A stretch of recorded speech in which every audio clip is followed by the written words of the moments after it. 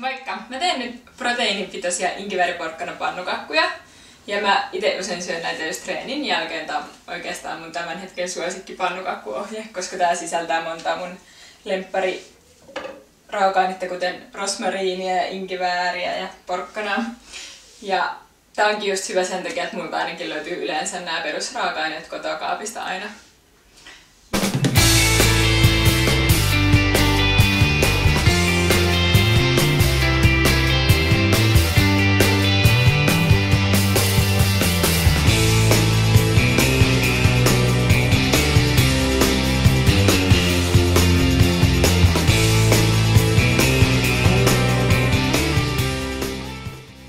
Eli mä laitan kaikki nämä ainekset Vitamixiin.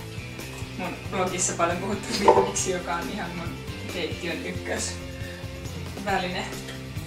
Tai kodinkone, miten se sanotaan. Ei mulla oikeastaan muuta olekaan, kun mä teen kaiken tällä.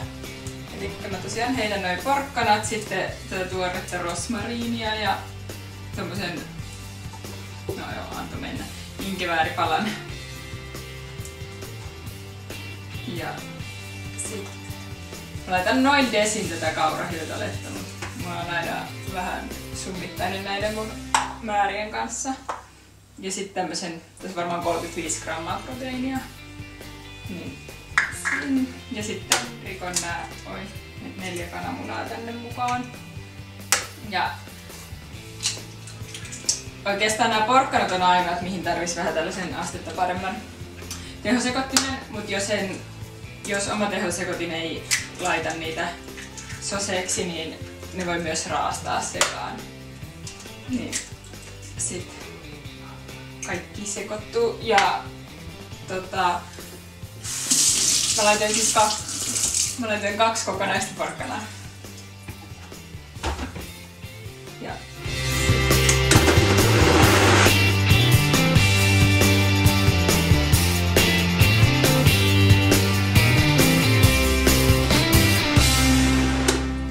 mutta näin nopeasti mulla on nyt siis taikina valmiina.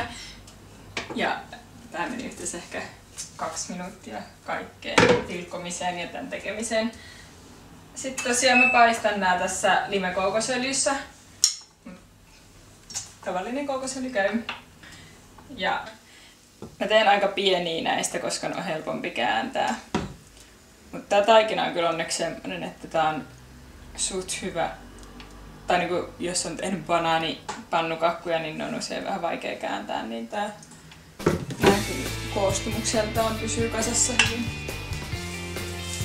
Joo, elikkä tästä tulee varmaan noin, mitähän mä sanoisin, 12 tällaista pikkulettua. Annokset noin 2 tai 4, jos syö muutakin. Kuten näette, niin koostumista näitä on helppo paistaa. Mä en edes yrittänyt tehdä näistä mitään kauhean symmetrisiä ympyröitä, mutta sekin onnistuu. Kiitos, että katsoit videon ja toivottavasti tykkäätte reseptistä. Tätä mä ainakin suosittelen testaamaan, jos jotain. Kiitos.